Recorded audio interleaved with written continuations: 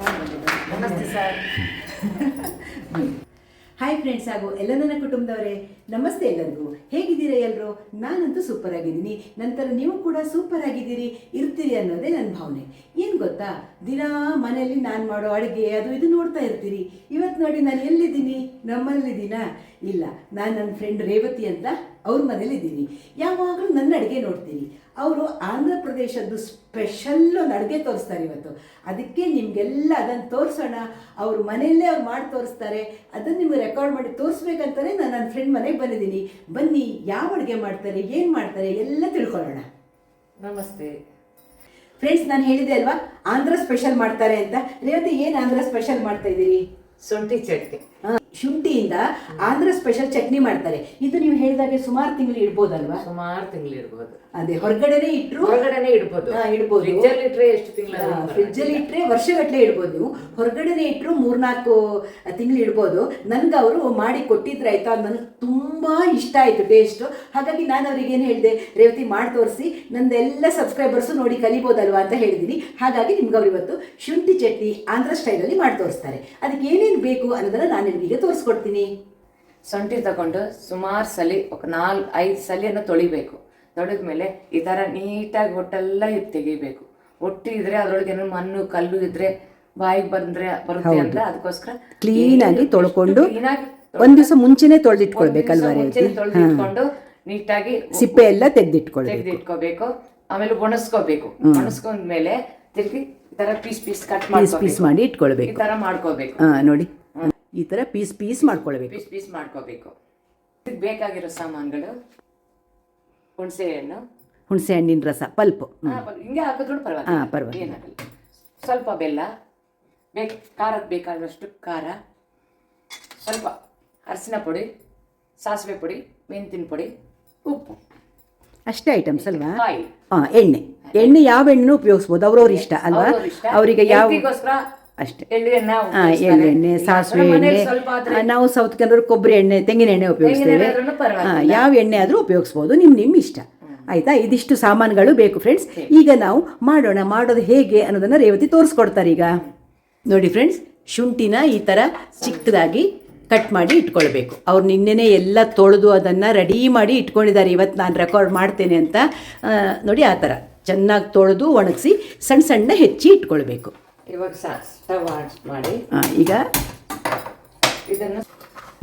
ಈಗ ಗ್ಯಾಸ್ ಹಚ್ಚಿ ಬಾಣಲೆ ಇಟ್ಟು ಅದಕ್ಕೆ ನೋಡಿ ಶುಂಠಿ ಹಾಕಿದ್ದಾರೆ, ಸ್ವಲ್ಪ ಎಣ್ಣೆ ಹಾಕಿದ್ದಾರೆ.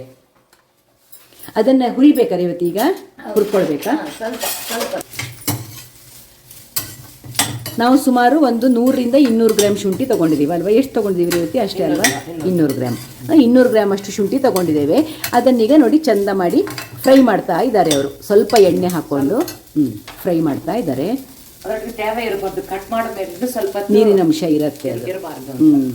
ಅದು ನೀರಿನ ಅಂಶ ಎಲ್ಲ ಡ್ರೈ ಆಗಬೇಕಲ್ವಾ? ಇದು ವರ್ಷಗಟ್ಲೆನೂ ಇಡಕ್ಕೆ ಬರುತ್ತೆ. ಬಟ್ಟೆ ಮೇಲೆ ನೀವು ಕಟ್ ಮಾಡಿ ಬಟ್ಟೆ ಮೇಲೆ ಹರಡಿದರೆ ಅದರ ನೀರಂಶ ಎಲ್ಲ ಒಣಗಿರುತ್ತಲ್ವಾ? ಆಮೇಲೆ ಹೀಗೆ ಹುರ್ಕೊಂಡು ಬಿಟ್ಟರೆ ತುಂಬ ಚೆನ್ನಾಗಾಗತ್ತೆ, ಏನೂ ಪ್ರಾಬ್ಲಮ್ ಆಗೋದಿಲ್ಲ. ತೆಗಿಬೇಕು, ಇದೆಲ್ಲ ಇರಬಾರ್ದು. ಅದೇ ಮಧ್ಯ ನೋಡ್ಕೊಳ್ಬೇಕು ಶುಂಠಿನ ಕ್ಲೀನಾಗಿ. ಮಧ್ಯ ಸ್ವಲ್ಪ ಹಾಳಾಗಿರುತ್ತೆ, ಆ ಥರ ಎಲ್ಲ ಆಗಿದ್ದರೆ ಆ ಪೋರ್ಷನ್ ಎಲ್ಲ ತೆಗಿಬೇಕು. ತೆಗೆದು ಈ ಥರ ಹುರ್ಕೊಳ್ಬೇಕು ಶುಂಠಿನ.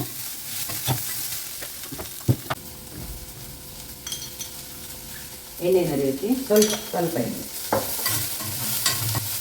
ಒಂದು ಅರ್ಧ ಸ್ಪೂನ್ ಹಾಕಿ ಈಗ ಶುರುವಲ್ಲಿ ಅಷ್ಟೇ ಸಾಕು, ಜಾಸ್ತಿ ಎಣ್ಣೆ. ಸ್ವಲ್ಪ ಸಣ್ಣ ಮಾಡಬೇಕು. ಸಣ್ಣದೇ ಇರಬೇಕು, ಜಾಸ್ತಿ ಮಾಡ್ತಿದ್ದೆ. ಗ್ಯಾಸನ್ನು ಸಣ್ಣ ಉರಿಲಿ ಇಟ್ಕೊಂಡೇ ಮಾಡಿ, ಆವಾಗ ಚೆನ್ನಾಗಿ ಅದು ಫ್ರೈ ಆಗುತ್ತೆ, ನೀರಂಶನೂ ಎಲ್ಲ ಕಡಿಮೆ ಆಗುತ್ತೆ.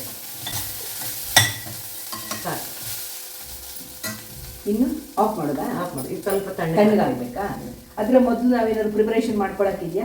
ತಣ್ಣಗಾಗುವವರೆಗೆ ಅಥವಾ ಈ ತಣ್ಣಗಾದ್ಮೇಲೆ ಇದೆಲ್ಲ ಮಿಕ್ಸ್ ಮಾಡೋದಷ್ಟೇ? ಅಷ್ಟೇ. ಇನ್ನೊಂದು 5 ನಿಮಿಷ ಅದನ್ನು ತಣ್ಣಗಾಕಿ ಬಿಡ್ತೀವಿ. ತಣ್ಣಗಾದ ನಂತರ ಅದಕ್ಕೆ ಏನೇನು ಮಾಡೋದು ಎಲ್ಲನೂ ರೇವತಿ ತಿಳಿಸ್ಕೊಡ್ತಾರೆ ನಿಮಗೆ. ನನಗೆ ಬಾಯಲ್ಲಿ ಈಗಲೇ ನೀರು ಬರ್ತಾ ಇದೆ, ಯಾಕಂದರೆ ನಾನು ಊಟ ಮಾಡಿದ್ದೀನಿ ಸುಮಾರು ದಿವಸದಿಂದ. ಅವ್ರು ಕೊಟ್ಟಿದ್ರೆ ಆಯ್ತಾ, ತುಂಬ ಟೇಸ್ಟಿಯಾಗಿರುವಂತಹ ಚಟ್ನಿ ಇದು. ನಾವೆಲ್ಲ ನಮ್ಮ ಕಡೆ ಫ್ರೆಂಡ್ಸ್, ನೀವೆಲ್ಲ ಮಾವಿನಕಾಯಲ್ಲಿ ನಾವು ಮಾವಿನಕಾಯಿ ಹಿಂಡಿ ಅಂತ ಮಾಡ್ಕೊಳ್ತೀವಿ ನೋಡಿ, ವರ್ಷ ಇಡೀ ಇಟ್ಕೊಳ್ತೀವಲ್ಲ, ಆ ಥರದೇ ಸ್ಟೈಲಲ್ಲಿ ಮಾಡುವಂಥದ್ದು. ಆದರೆ ಶುಂಠಿಲಿ ಮಾಡ್ತಾರೆ ಅವ್ರು ಜಾಸ್ತಿ, ನಾವು ಮಾವಿನಕಾಯಲ್ಲಿ ಮಾಡ್ತೀವಿ ಅಲ್ವಾ. ನೋಡೋಣ ಈಗ ತಣ್ಣಗಾದ ನಂತರ ಏನೇನು ಮಾಡೋದು ತೋರಿಸ್ಕೊಡ್ತೀನಿ ನಿಮಗೆ. ನೋಡಿ ಫ್ರೆಂಡ್ಸ್, ಈಗ ಶುಂಠಿ ಹುರಿದಿದ್ದು ತಣ್ಣಗಾಗಿದೆ. ಇಷ್ಟು ಹುರಿದ್ರೆ ಸಾಕು ಶುಂಠಿ. ಆಮೇಲೆ ಈಗ ನಾವು ತೋರಿಸಿದ್ವಲ್ಲ ಫಸ್ಟೇ ನೋಡಿ, ಹುಣಸೆ ಹಣ್ಣಿನ ಪಲ್ಪ್ ಇದು ನೀರಿಗೆ ಹಾಕಿ ಇಟ್ಕೊಂಡಿರೋದು, ಬೆಲ್ಲ, ಇದು ಕೆಂಪು ಮೆಣಸಿನ ಪುಡಿ, ಇದು ಅರಿಶಿನ ಪುಡಿ, ಮೆಂತೆ ಪುಡಿ, ಸಾಸಿವೆ ಪುಡಿ, ಆಮೇಲೆ ರುಚಿಗೆ ಎಷ್ಟು ಬೇಕೋ ಅಷ್ಟು ಉಪ್ಪು, ಆಮೇಲೆ ಎಣ್ಣೆ. ಇಷ್ಟು ಐಟಮ್ಸು. ಈಗ ನಾವು ಈ ಮಿಕ್ಸಿ ಜಾರಿಗೆ ಎಲ್ಲ ಹಾಕೊಳ್ಳೋಣ. ಶುಂಠಿನ ಈಗ ರೇವತಿ ಮಿಕ್ಸಿ ಜಾರಿಗೆ ಹಾಕೊಳ್ತಾ ಇದ್ದಾರೆ. ಎಲ್ಲನೂ ಒಟ್ಟಿಗೆ ಹಾಕ್ಕೊಂಡೇ ರುಬ್ಬಿಡೋದ ರೇವತಿ? ಎಲ್ಲ ಒಂದೇ ಸಲಕ್ಕೆ ಹಾಕ್ಕೊಂಡು ಆಮೇಲೆ ನಾವು ಅದನ್ನು ಎಣ್ಣೆ ಹಾಕಿ ಬಾಡಿಸ್ತೀವಲ್ವಾ, ಅದಕ್ಕೆ. ನೋಡಿ ಶುಂಠಿನ ಈಗ ಜಾರಿಗೆ ಹಾಕ್ಕೊಂಡ್ರು. ಈಗ ಹುಣಸೆ ಹಣ್ಣಿನ ರಸ ಕಿವುಚಿ ಇಟ್ಕೊಂಡಿದ್ದಾರಲ್ಲ ಅದನ್ನು ಸೇರಿಸ್ತಾರೆ. ಈಗ ಇವೆರಡನ್ನು ಮಿಕ್ಸಿಗೆ ಹಾಕೊಳ್ಳೋಣ, ಹುಣಸೆ ಹಣ್ಣು ಮತ್ತು ಶುಂಠಿ. ಇದನ್ನು ನೈಸಾಗಿ ರುಬ್ಕೊಂಡು ಬರ್ತಾರೆ ಈಗ. ನೋಡಿ ಫ್ರೆಂಡ್ಸ್, ಶುಂಠಿ ಮತ್ತು ಹುಣಸೆ ಹಣ್ಣನ್ನು ಮಿಕ್ಸಿಗೆ ಹಾಕಿ ನೈಸಾಗಿ ಪಲ್ಪ್ ಮಾಡಿದರು ರೇವತಿ. ಇನ್ನೇನು ಮಾಡೋದು ರೇವತಿ? ಇನ್ನು ಎಲ್ಲ ಬಾಣಲೆಗೆ ಹಾಕಿ ಒಗ್ಗರಣೆಗೆ ಹಾಕೋದಾ? ಬನ್ನಿ ಈಗ ನೆಕ್ಸ್ಟು ಒಗ್ಗರಣೆ ಮಾಡಿ ಮುಂದುವರಿಸ್ತಾರೆ. ಗ್ಯಾಸ್ ಹಚ್ಚಿ ಒಗ್ಗರಣೆ ಬಾಣಲೆಗೆ ಎಣ್ಣೆ ಹಾಕಿದರು. ಎಣ್ಣೆ ಒಂದು 100 ml ಬೇಕೇನಲ್ವ ರೇವತಿ? ಬೇಡವಾ? ಆದರೂ ಅದು ಅಷ್ಟು ದಿನ ಇಟ್ಕೊಳಕ್ಕೆ ಬರುತ್ತಲ್ವಾ? ಅಷ್ಟು ಜಾಸ್ತಿ ಎಣ್ಣೆ ಹಾಕೊಂಡು ಇಟ್ಕೋಬೋದು. ಇವಾಗ ಮಾಡೋಕ್ಕೇನಿಲ್ಲ, ಆಮೇಲೆ ಮಾಡ್ತಾ ಇರೋ ಸ್ವಲ್ಪ ಸ್ವಲ್ಪ ಎಣ್ಣೆ ಸೇರಿಸ್ಬೇಕಾ? ಫಸ್ಟ್ ಒಗ್ಗರಣೆಗೆ ಜಾಸ್ತಿ ಇಡೋದು ಬೇಡ, ಸ್ವಲ್ಪ ಹಾಕಿ ಒಗ್ಗರಣೆ ಮಾಡ್ತಾರೆ. ಈಗ ಏನು ಒಗ್ಗರಣೆಗೆ ಸಾಸಿವೆ ಹಾಕ್ತಿರೋದು ರೇವತಿ? ಸಾಸಿವೆನಾ? ಎಣ್ಣೆ ಬಿಸಿ ಆದ ತಕ್ಷಣ ಸಾಸಿವೆ ಹಾಕಿದ್ರು, ಸ್ವಲ್ಪ ಜೀರಿಗೆನೂ ಇಟ್ಕೊಂಡು. ಹಾಂ, ನಾವು ಅಷ್ಟೇ ಎಲ್ಲ ಒಗ್ಗರಣೆಗೂ ಸ್ವಲ್ಪ ಜೀರಿಗೆನೂ ಸೇರಿಸ್ತೀವಿ. ಅದು ಒಳ್ಳೆಯದೇ ಅಲ್ವಾ, ಪರಿಮಳನೂ ಮತ್ತು ಆರೋಗ್ಯಕ್ಕೂ ಒಳ್ಳೆಯದು ಜೀರಿಗೆ. ಸಾಸಿವೆ ಚಟಪಟ ಅನ್ನುವಾಗ ಜೀರಿಗೆ ಸೇರಿಸ್ತಾರೆ. ಸಾಸಿವೆ ಚಟಪಟ ಅಂತ ಇದೆ. ಈಗ ಜೀರಿಗೆ ಸೇರಿಸಿದ್ರು ನೋಡಿ, ಸ್ವಲ್ಪ ಜೀರಿಗೆ, ರುಚಿಗೆ ಪರಿಮಳಕ್ಕೆ ಜೀರಿಗೆ, ಹಾಗೆ ಇಂಗು ನಮ್ಮಿಷ್ಟ. ಅದೇ ಎಲ್ಲ ಜೀರ್ಣಶಕ್ತಿಗೆ ತುಂಬ ಒಳ್ಳೇದಲ್ವ ಅವೆಲ್ಲ, ಹಾಗಾಗಿ ಹಾಕೋದು. ಈಗ ಶುಂಠಿನ ಮಿಕ್ಸಿಲಿ ಪೇಸ್ಟ್ ಮಾಡಿದ್ರಲ್ಲ ಹುಣಸೆ ಹಣ್ಣಿನ ಜೊತೆಗೆ, ಅದನ್ನು ಸೇರಿಸ್ತಾ ಇದ್ದಾರೆ ನೋಡಿ. ನಿಮಗೆಲ್ಲ ಆಂಧ್ರ ಸ್ಟೈಲ್ ಅಡುಗೆಗಳೆಲ್ಲ ಬೇಕಿದ್ದರೆ ಕಮೆಂಟ್ ಬಾಕ್ಸಲ್ಲಿ ಕಮೆಂಟ್ ಮಾಡಿ. ರೇವತಿ ಅವರ ಸ್ಪೆಷಲ್ ಆಂಧ್ರ ಸ್ಟೈಲ್ ಅಡುಗೆ ಎಲ್ಲ ತೋರಿಸ್ತಾರಲ್ವ ರೇವತಿ? ಪಪ್ಪು ಏನೆಲ್ಲ ಇದೆಯಲ್ಲ ನಿಮ್ದು ಆಂಧ್ರದ್ದೆಲ್ಲ. ಪಪ್ಪು ನಾವು ದಾಲ್ ಮಾಡ್ತೀವಲ್ಲ ಅದೇ ಥರ ಸ್ವಲ್ಪ ಚೇಂಜ್ ಇರುತ್ತೆ ನೋಡಿ. ಅದನ್ನೀಗ ಬಾಡಿಸ್ತಾ ಇದ್ದಾರೆ ಎಣ್ಣೆಯಲ್ಲಿ.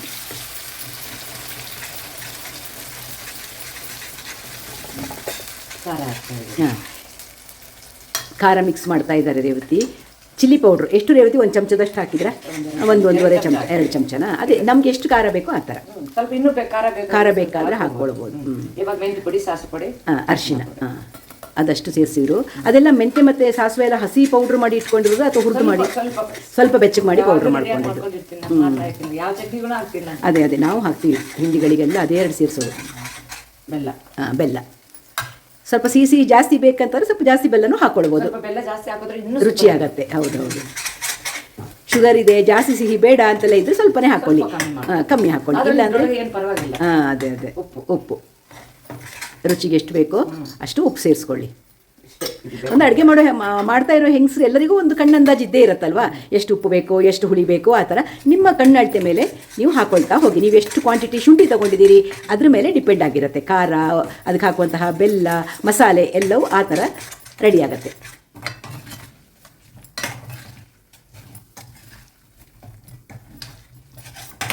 ಇವಾಗ ಸ್ವಲ್ಪ ಎಣ್ಣೆ ಹಾಕಿದ್ರೆ ತಳ ಹಿಡಿಯೋದಿಲ್ಲ. ಆಮೇಲೆ ಅದು ಹಾಗೆ ಎಣ್ಣೆ ಬಿಡ್ತಾ ಬರುತ್ತಲ್ಲ, ಚೆನ್ನಾಗಿರುತ್ತೆ. ಅದೇ ಹೌದೌದು. ಅಷ್ಟು ಎಣ್ಣೆ ಅಂದರೆ ನಾವು ತುಂಬ ದಿನ ಇಡ್ತೇವೆ ಅಂದರೆ ಯಾವುದಾದ್ರೂ ಅಷ್ಟೇ ಅಲ್ವಾ, ಉಪ್ಪಿನಕಾಯಿ ಆಗಲಿ ಯಾವುದಾದ್ರೂ ಅಷ್ಟೇ, ತುಂಬ ದಿನ ಇಡಬೇಕಾದ್ರೆ ಸ್ವಲ್ಪ ಎಣ್ಣೆ ಜಾಸ್ತಿ ಹಾಕಲೇಬೇಕು. ಟೋಟಲ್ ಆಗಿ ಒಂದು 5-6 ನಿಮಿಷ ಮುಚ್ಚಬೇಕಾಗತ್ತೆ ಇದನ್ನು. ಅಷ್ಟೊತ್ತಿಗೆ ರೆಡಿಯಾಗಿ ಬಿಡತ್ತೆ ನೋಡಿ ಈ ಚಟ್ನಿ. ಒಂದು 2 ಮಿನಿಟ್ಸ್ ಇದ್ರೆ ಸಾಕು. ಹೌದಾ? ಅಷ್ಟೇ ಸಾಕು.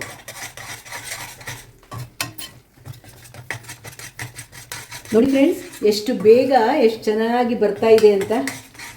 ತಳ ಬಿಡ್ತಾ ಇದೆ. ಅದು ನಾವು ಸ್ವೀಟ್ ಎಲ್ಲ ಮಾಡುವಾಗ ತಳ ಬಿಡುತ್ತಲ್ವ, ಅದೇ ಥರ ತಳ ಬಿಟ್ಟು ಬರ್ತಾ ಇದೆ. ತುಂಬಾ ಬೇಗನೆ ಆಗುತ್ತೆ ರೇವತಿ, ಜಾಸ್ತಿ ಟೈಮು ಬೇಡ. ಜಾಸ್ತಿ ಟೈಮ್ ನಿನ್ನೆ ಬೇಕು ಕೆಲಸಕ್ಕೆ ತೊಳೆದು ಕ್ಲೀನ್ ಮಾಡಿ ಸಿಪ್ಪೆ ತೆಗೆದು ಅದೆಲ್ಲ ಇಡಕ್ಕೆ ಮಣ್ಣು ಸುಮಾರು ಒಂದು 8 ಸಲ ತೊಳಿತೀನಿ. ಹೌದೌದು, ಶುಂಠಿ ಯಾವಾಗಲೂ ಒಟ್ಟು ತೆಗೆದ ಮೇಲೆ ಒಂದ್ಸಲಿ ತೆಗಿತೀನಿ. ಅದಕ್ಕೋಸ್ಕರ ಕ್ಲೀನಾಗಿ ಅದು ಒಣಗಿಸ್ಬೇಕು. ಅದೇ ಮುಂಚಿನ ದಿವಸನೇ ಕೆಲಸ ಜಾಸ್ತಿ ಇರುತ್ತೆ. ಚೆನ್ನಾಗಿ ರೆಡಿ ಆಗ್ತಾ ಇದೆ ಫ್ರೆಂಡ್ಸ್. ನೋಡಿ, ರೇವತಿ ಹೇಳಿದಾಗೆ ಮುಂಚಿನ ದಿವಸ ತುಂಬಾ ಕೆಲಸ. ಯಾಕಂದ್ರೆ ಶುಂಠಿಲಿ ಆ ಗೆರೆ ಗೆರೆ ಮಧ್ಯ ಗ್ರೂವ್ ಇರುತ್ತೆ, ಅದ್ರ ಒಳಗೆಲ್ಲ ಇಷ್ಟಿಷ್ಟು ಮಣ್ಣೆಲ್ಲ ಕೂತಿರುತ್ತೆ. ಅದೆಲ್ಲ ಹೊಟ್ಟೆಗೆ ಹೋಗ್ಬಾರ್ದಲ್ವಾ. ನಾವು ಎಷ್ಟು ಸಲ ಸ್ವಲ್ಪ ಹೊತ್ತು ನೀರಲ್ಲಿ ನೆನೆಸಿ ಇಟ್ಟು ತೊಳೆದು ಮತ್ತೆ ಪುನಃ ನೀರಲ್ಲಿ ನೆನೆಸಿ ಇಟ್ಟು ಆ ಮಣ್ಣೆಲ್ಲ ತೆಗೆದು ಸಿಪ್ಪೆ ತೆಗೆದು ಅದನ್ನು ಒಣಗಿಸಿ, ಫಸ್ಟ್ ಒಣಗಿಸಿ ಬಟ್ಟೆ ಮೇಲೆ ಹಾಕಿ ಆಮೇಲೆ ಹೆಚ್ಚಿ ಇಟ್ಕೊಂಡು ಅದನ್ನೆಲ್ಲ ಡ್ರೈ ಮಾಡಿಕೊಂಡು ಎಲ್ಲ ರೆಡಿ ಮಾಡಿ ಇಟ್ಕೊಂಡ್ರೆ ಮಾಡೋಕ್ಕೆ ಹೆಚ್ಚೊತ್ತಿನ ಕೆಲಸ ಇಲ್ಲ. ಮುಂಚಿನ ದಿವಸ ಜಾಸ್ತಿ ಕೆಲಸ ಮಾಡ್ಕೊಳ್ಳಿ, ಮಾಡೋ ದಿವಸ ಸ್ವಲ್ಪ ಆಗ್ಬಿಡುತ್ತೆ ನಿಮಗೆ. ಆಗ್ತಾ ಬಂದ್ಬಿಡ್ತೀವಿ ರೇವತಿ. ಎಣ್ಣೆನೂ ಏನು ಜಾಸ್ತಿ ಏನು ಬೇಡ, ಒಂದು 5-6 ಚಮಚ ಎಣ್ಣೆ ಅಷ್ಟೇ ಅಲ್ವಾ. ಫಸ್ಟ್ ಒಂದು 2 ಚಮಚ 3 ಚಮಚ ಹಾಕಿದ್ವಿ, ಆಮೇಲೆ ಒಂದಷ್ಟೇ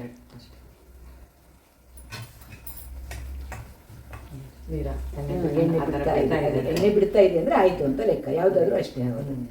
ಇನ್ನು ಗ್ಯಾಸ್ ಆಫ್ ಮಾಡ್ಬೋದು ಅನ್ಸುತ್ತಲ್ಲ. ನೋಡಿ, ಈಗ ಗ್ಯಾಸ್ ಆಫ್ ಮಾಡಿದ್ರು, ಎಣ್ಣೆ ಎಲ್ಲ ಬಿಡ್ತಾ ಇದೆ. ನಾನು ಹತ್ತಿರದಿಂದ ತೋರಿಸ್ತೀನಿ ನಿಮಗೆ. ನೋಡಿ ಫ್ರೆಂಡ್ಸ್, ನೋಡಿ ಸೈಡೆಲ್ಲ ಎಣ್ಣೆ ಕೊತ ಕೊತ ಕೊತ ಕೊತ ಕೊತ ಅಂತಿದೆ. ನಾವು ಗ್ಯಾಸ್ ಆಫ್ ಮಾಡಿ ಆಯಿತು, ಆದರೂ ಬಿಸಿಗೆ ಅದು ಎಣ್ಣೆ ಕೊತ ಕೊತ ಅಂತಿದೆ. ಈ ಥರ ಎಣ್ಣೆ ಎಲ್ಲ ಸೈಡಿಗೆ ಬಿಟ್ಟು ಬಂತು ಅಂದರೆ ಆಯಿತು ಅಂತ ಅರ್ಥ.